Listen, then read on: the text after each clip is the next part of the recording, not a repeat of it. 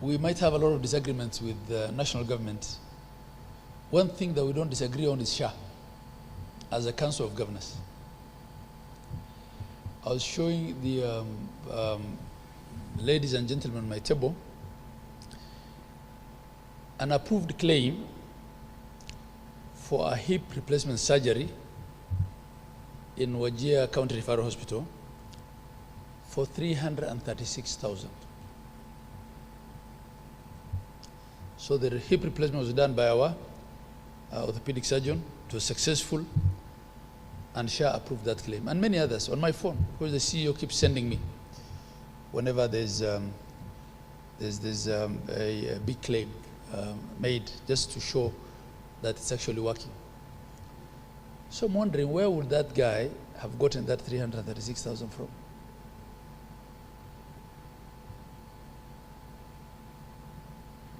So the only problem there is in SHA is the negative talk that's discouraging Kenyans from registering. I want to encourage all of us, I want to encourage all Kenyans to register for SHA. The teething problems will be there. There is nothing new that will not have teething problems. Even if you're running a kiosk and you want to set up QuickBooks, you'll have some teething problems.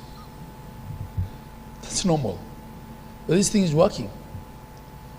There's proof that it's working. So our managers of public health facilities, we don't want SHA to be a preserve for private facilities, like we used to accuse NHIF of, that the private facilities were taking out more than the public facilities. And this is our opportunity as managers of public health facilities to actually register in big numbers and to ensure that this scheme is working in our facilities. Enhancing financial management accountability in healthcare will in itself improve financial management accountability in counties. Why? Because they're the biggest spenders. They also are the biggest contributors to on-source revenue. And these claims under SHA and all the payments that come through the healthcare system should count for us in OSR, because we are under a lot of pressure as counties to increase our own source of revenue. The counties that automate their systems make a lot more OSR, and we don't have to reinvent the wheel. There are counties that have done very well. I am now copying from Muranga, and the Muranga team has accepted to help us, to handhold us, so that we can implement their system. This manual and the subsequent training will strengthen county health spending units by enhancing their leadership skills and accelerate positive governance in these facilities. These will position county health facilities as key executors of the UHC agenda under the bottom-up economic transformation agenda on health. Indeed, 2 months into the transition from NHIF to SHA, 5,300 public health facilities have been registered, licensed, and empaneled under SHA. Counties have contributed immensely to the registration of the 14.8 million members into SHA, thus providing them an opportunity to access tax-funded primary health care services in level 2 and 3. Despite these bold steps, we're still faced with several transition challenges.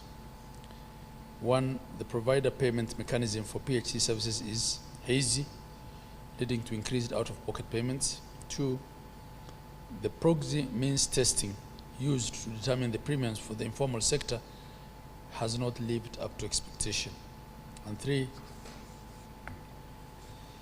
the core problems that inform the reform agenda, which is the mandatory payment for the informal sector, adverse selection, and emphasis on preventive rather than curative services remains alive even under SHA. The Senate now requires us to appear for every level 4 and level 5 facility. It's a conversation that we need to have with the leadership of the Senate, because I'm wondering, with all these policy and financial management manuals, and with the insistence of autonomy for the spending units, why should I be the one who appears before the Senate? Why not the CEO of the hospital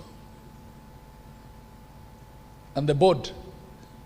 Social Health Authority is going to has already replaced NHIF, and we are not going back, because with the 3 funds that are in there, we are going to cater for all levels of the facilities. The primary healthcare fund, which is going to take care of the primary level facilities, that is level 2 and level 3. The social health insurance fund, that is going to take care of the tertiary and secondary facilities, the level 4, 5, and 6. The emergency chronic illness and critical illness fund, that will take care of any emergencies that will occur, any chronic illness that is there, and any critical illness that anybody can be suffering from. And evidence shows that health facilities in Kenya have a history of collecting, retaining, and using funds at source up to until devolution of in 2013, when the Constitution of Kenya was established, and the establishment of the 47 county governments with a mandate to deliver quality health, and it is bestowed in them. It is good to note that health is a devolved function, and what we do is to collaborate with the county governments to ensure that all is well. Implementation of the manual will ensure now counties are able to mobilize and increase domestic resources for health. And further, it will catalyze quality of care provided, as it unlocks public health facility competitiveness and performance. Counties should commit to support health facility managers with the required training and build skills and capacity towards proper and effective management of FIF. The managers of these funds should be trained and given capacity to the core to ensure that this prudent use of the same, and this manual is timely. It will go a long way in ensuring that the financing, the operational and management of costs in the health facilities more readily health commodities and products for the timely and uninterrupted supply of the health commodities. Good morning, everyone. Faith Ndungu, Advocacy Manager at the Health NGOs Network, HELEX. Good morning. Katra Abdi, Chief Officer, Turkana, Treasurer, COG Chief Officers. For those from Nairobi, my name is Tom Nakaba. I'm the Chief Officer Public Health and the COG Secretary General, Chief Officers of State. Good morning, Dr. Gregory Ganda, the CCMF for Medical Services, Public Health and Sanitation. And the successes that I've said again, from all the counties, 70% account for the health function. And for that reason, we know that it's prudent that we have a manual that guides the processes and procedures for the Good morning, everyone. organization of all the teams that are below you, so that this manual becomes a live document that will highlights of the manual from the Secretariat, so that they give us a glimpse of what there is and what is expected of the same, and deliver as they come forward. And I tell you, we want to appreciate you over and over again. We have always seen you as the caucus. Especially, and also the county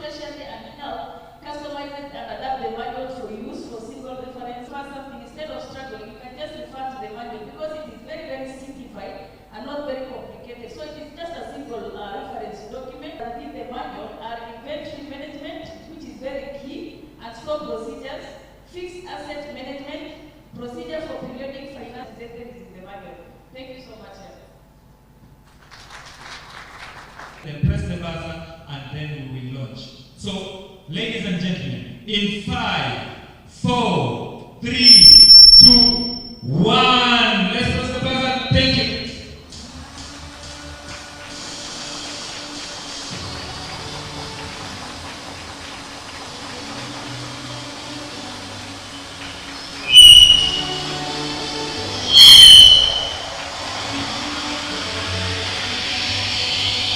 Wow, what a celebration, Makofi.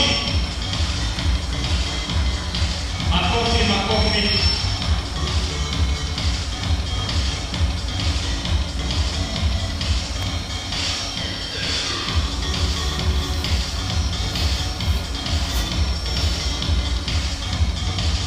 Makofi, Makofi, thank you very much to our chief guest, the chair of the Council of Governors. They each get a copy of the book. They each get a copy of the book and pose for a photo in front of the launch area. Thank you very much, Your Excellencies.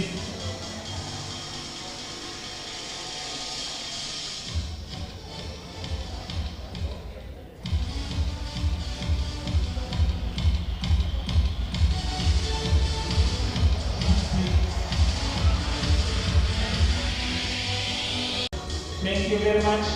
And then the chair will also have a chance to shake hands with USA and share a coffee.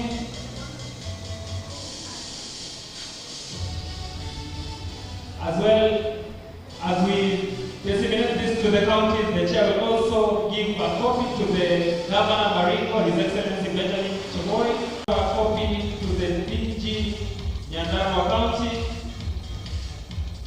He'll also hand over a copy to Nairobi CEO.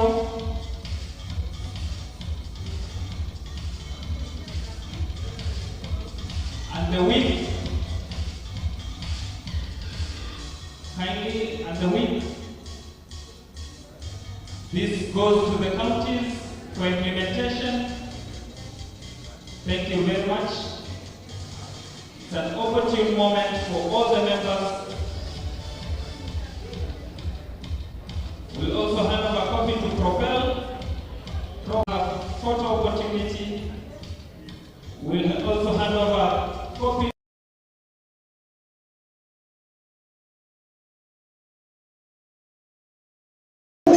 Behind, they are never recognized. But we really want to recognize the Secretariat. Please come over urgently. You take a photo here, then we leave. The rest, kindly guide where the lunch is served.